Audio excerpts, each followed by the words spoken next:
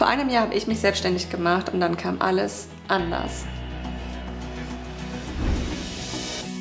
Ja, hi, ich bin Nike, ich bin 25 Jahre und komme aus Kiel und arbeite als Coach für Frauen im Bereich Persönlichkeitsentwicklung, vor allem Selbstwert und Selbstliebe. Ich mache das seit 1,5 Jahren und es ist ein total wunderschöner, dankbarer Beruf. Hi, ich bin Minni, ich bin 26 Jahre alt und wohne aktuell in Düsseldorf. Ich bin nun seit August vollständig selbstständig und habe einen eigenen Online-Shop mit Masken. Hey, ich bin die Jules, ich bin 31 Jahre alt, ich lebe in Hamburg und bin seit 8 Jahren Plus-Size-Fashion-Bloggerin. Ich habe bei Jungformat Kreativkonzeption studiert und habe mich nach dem Studium direkt selbstständig gemacht. Ich bin wirklich von 0 auf 100 Studium abgebrochen, in die Selbstständigkeit gesprungen und ich würde es beim zweiten Mal vielleicht etwas strukturierter angehen. Worauf man sich auf jeden Fall einstellen kann, wenn man sich selbstständig macht, ist Auf jeden Fall durchhalten, Beharrlichkeit, Leidenschaft, Geduld. Willensstärke connecten und ganz viel Kreativität. Ja, man steht am Ende des Tages eben selbst da und muss schauen, dass das Geschäft läuft. Ich wollte schon immer Journalistin werden. Ich war schon mit 14 Jahren bei der Zeitung, später beim Radio und dann auch noch beim Fernsehen. Und irgendwann habe ich herausgefunden, dass ich meine eigenen Sachen machen möchte. Und dann kam es einfach, dass ich mit einem Blog gestartet habe. Und ich hätte aber niemals gedacht, dass der irgendwann mal mein Hauptbusiness wird. Und ja, umso schöner ist es, wenn solche Träume dann doch mal in Erfüllung gehen. Ich habe 1-2 Jahre gearbeitet und habe da auch schnell festgestellt, ich möchte auf jeden Fall was Eigenes machen, wo ich nicht limitiert bin, wo ich volle Kreativität und vollen Einsatz investieren kann. Der Schlüsselpunkt war, dass ich nochmal im Studium das Fach gewechselt habe und dass es mir schon wieder überhaupt keine Freude bereitet hat, dass ich dann wirklich gesagt habe, du machst jetzt das, wofür du brennst, was dir Freude bereitet, wo du dir auch vorstellen kannst, den Rest deines Lebens drin zu arbeiten. Ursprünglich haben wir das Unternehmen gegründet, um eine andere Brand aufzubauen. Und dann kam jetzt Corona Anfang des Jahres. Die Maskenpflicht wurde eingeführt und das Angebot war zu dem Zeitpunkt auch nicht ausreichend für die Nachfrage.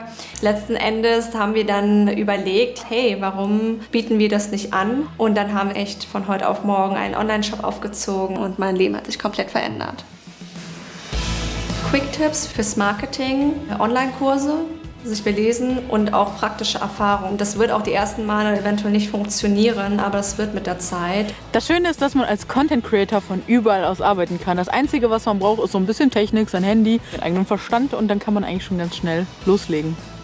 Teile dieses Video, wenn du jemanden kennst, der sich auch selbstständig machen möchte.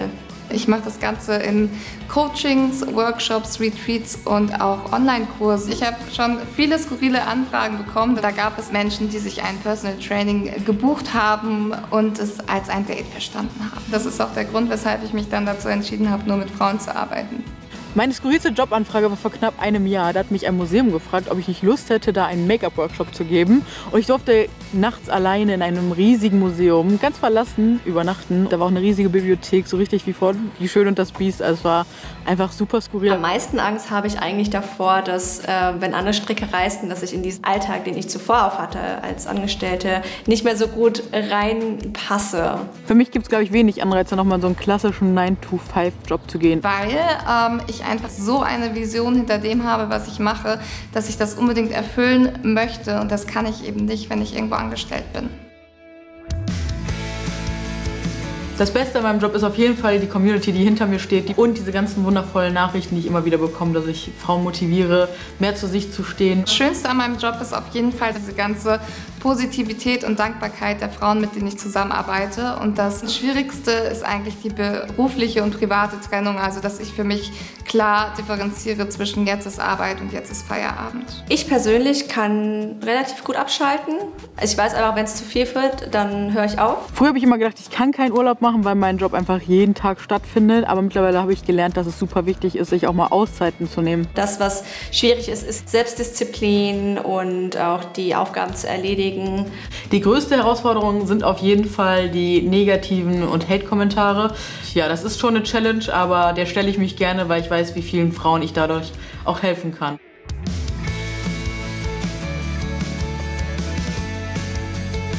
Ein Coaching oder ein Workshop läuft folgendermaßen ab. Also zuallererst bespricht man das Anliegen oder auch das Workshop-Thema. Dann geht es in eine Erklärung des Problems und dann eben auch zu verschiedenen Techniken, mit denen wir das Ganze dann auflösen. Zum Beispiel arbeite ich super gerne mit Kinesiologie zum Rausfinden, welche Glaubenssätze positiv oder negativ hast du. Und dann auch mit einer EFT-Technik. Das ist eine Klopftechnik, mit der du dann die Glaubenssätze auch im Unterbewusstsein umprogrammieren kannst.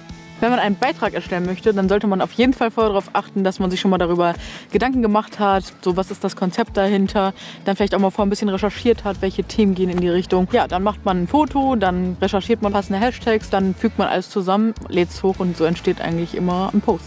Ich bilde mich auf jeden Fall immer wieder weiter beim Thema Content Creation. Ich habe dazu schon einige Workshops in Anspruch genommen, damit mein Content sich auch immer wieder steigert und ich mich immer wieder neu erfinde. Wenn du kein weiteres Video mehr verpassen möchtest, dann abonniere jetzt hier den Kanal.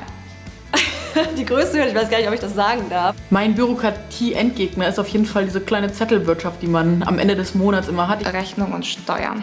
Finanzamt. Am meisten unterschätzt habe ich Das Bürokratische.